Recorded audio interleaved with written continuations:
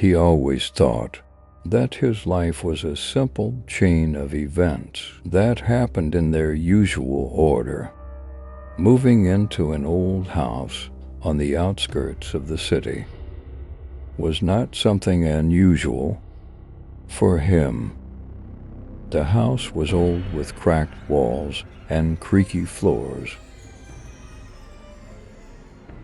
But for someone seeking solitude, it was perfect. Days of silence and loneliness promised him peace. Everything was quiet until something strange began.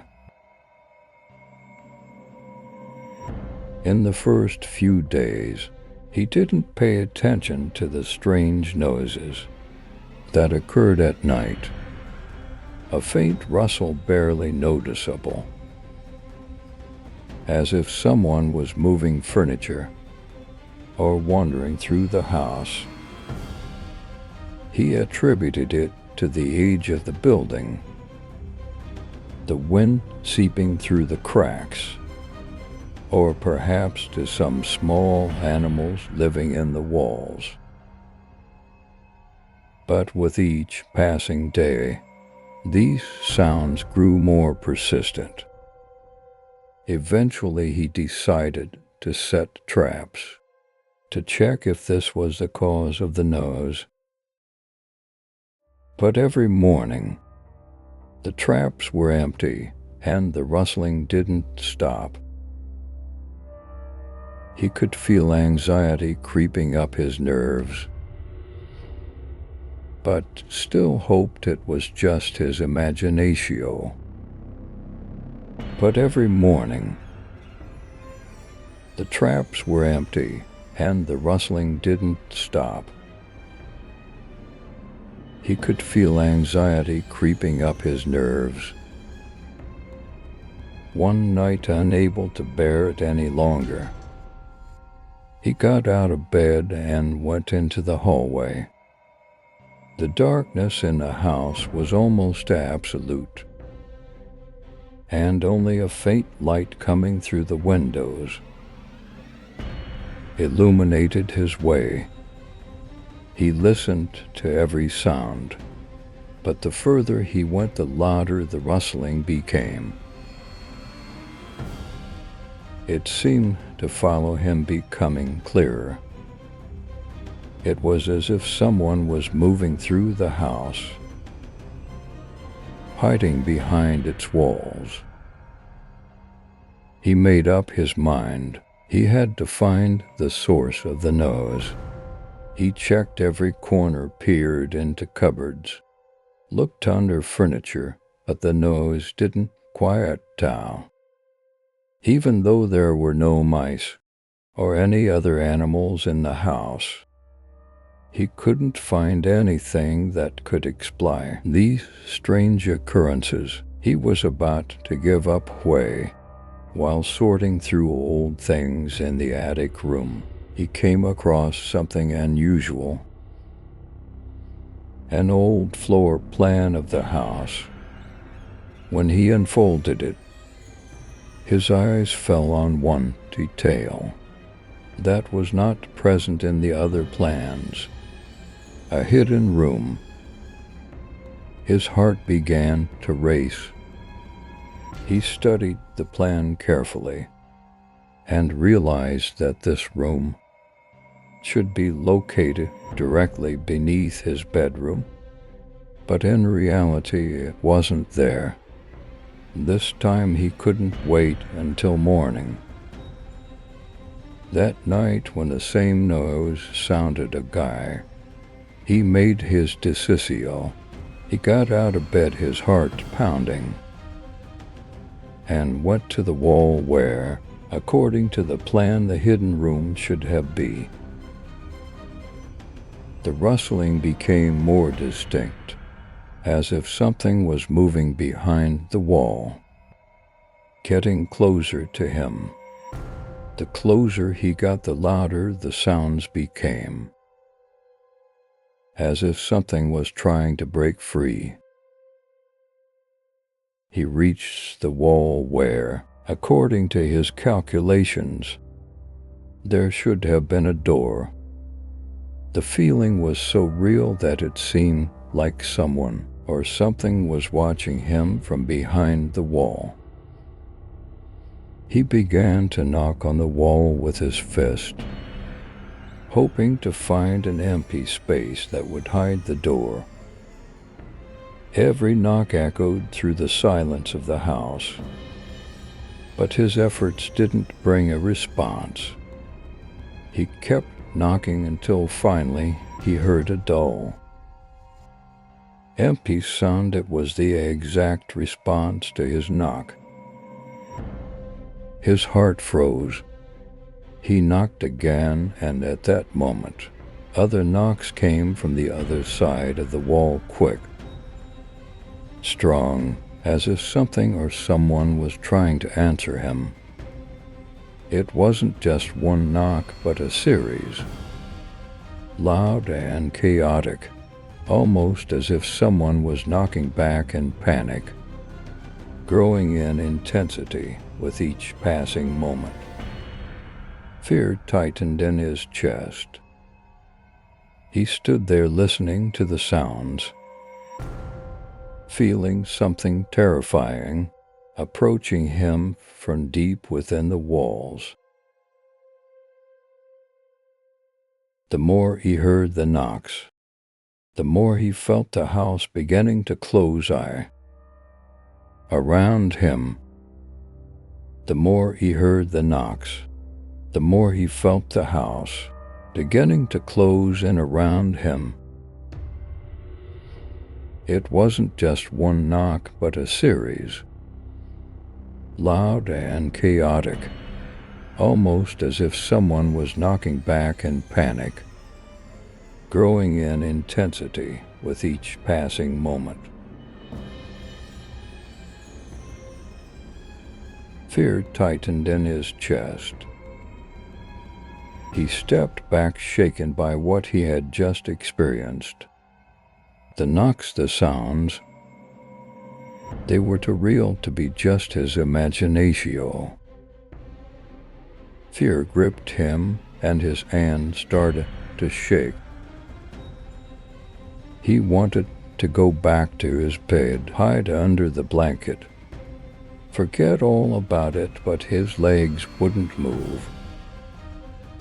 All he could do was stand and listen as the knocks continued to come from the other side of the wall. Each new knock was louder, faster. Each new knock was louder, faster, as if someone was really trying to break free from the corridor hidden behind the wall. But the most terrifying thing was that the knocks became more insistent, as if someone on the other side was alive, trying to escape. But the most terrifying thing was that the knocks, his body was paralyzed with horror. He felt the corridor around him began to feel alley, as if everything he knew about the house was collapsing. At one point he didn't just hear the knocks, but something else, a grinding sound as if someone was slowly, very slowly moving heavy furniture. His breathing grew faster, and despite all his curiosity, he realized he couldn't stay there any longer. The fear that something behind the wall might break free completely overtook him. He could no longer control his movements. His heart pounding wildly, he ran to the exit, not looking back. He grabbed his things, threw them into a bag, and fled into the night, totally realizing where or why. The only thing he needed at that moment was to get out of that house, which house seemed not just old but alive. He didn't stop until he was outside, where the cold night air initially offered some relief. His thoughts were a mess. What was that? Why was all of this happening? He felt the cold seeping into his ski, but it was better than staying in that house. He didn't know where to go, but he just started moving further away from that place, which now seemed cursed to him. He went to the nearest hotel, unable to think about anything other than what had happened. He barricaded himself in his room, locking all the doors and windows, trying to calm down. But sleep didn't come. Instead, the sounds of those knocks replayed over and over again in his head. He heard them even in the silence of the hotel room. He barricaded himself in his room, locking all the doors and windows, trying to calm down, but sleep didn't come. Instead, the sounds of those knocks replayed over and over again. In his head,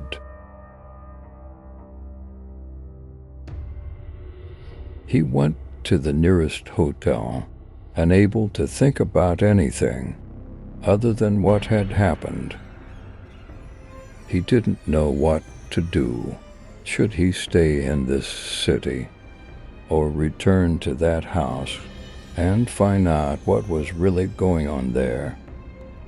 He tried to understand why he couldn't leave it all behind. The sense of anxiety and confusion wouldn't leave him, and with each passing hour, it only grew stronger. Finally, he realized he had to go back.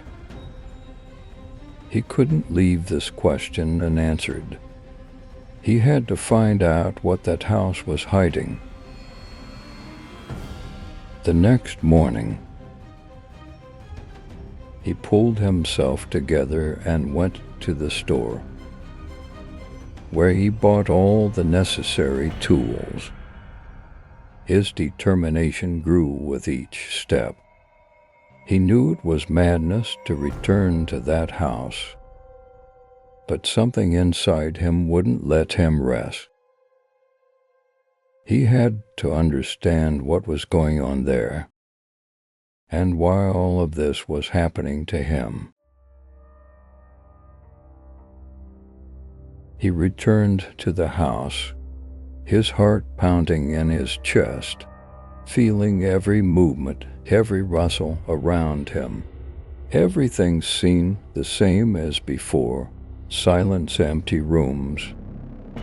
But now it was a completely different place. It was the house he feared, the house that now felt alien, hostile. He made his way to the wall, where he had heard the knocking the night before, determined that this time he would search for the hidden room. To the very end, he began removing the wall paneling, digging at the spot where, as he remembered, the door should be. His hands trembled, but he didn't stop. His thoughts focused on finding this room. Finally, after several hours of painful searching, he found what he was looking for. He had reached a hidden door. It was behind the panel, almost invisible, and it looked as though it hadn't been opened in many years. He took a deep breath and opened the door. When the door finally swung open, he was hit with a sharp smell of dampness and dust, as though the room had been forgotten by time.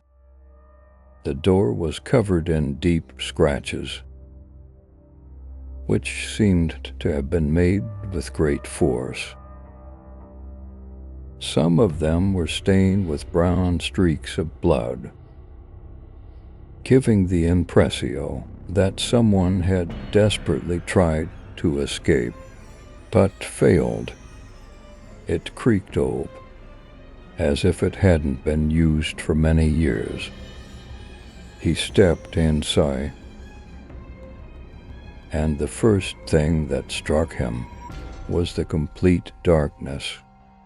There was no light, just a darkness so thick it seemed almost tangible. He took out his flashlight and turned it on. The beam of light swept across the walls, illuminating their shabby covering, old marks from furniture, and the dust that coated every corner. In the center of the room stood an old televisio, black and white with a metal frame, and it seemed to have been there for a long time, long forgot. The screen was worn, its surface cracked. He took a step forward, examining the room, but found nothing unusual. Without thinking much, he decided to leave the room.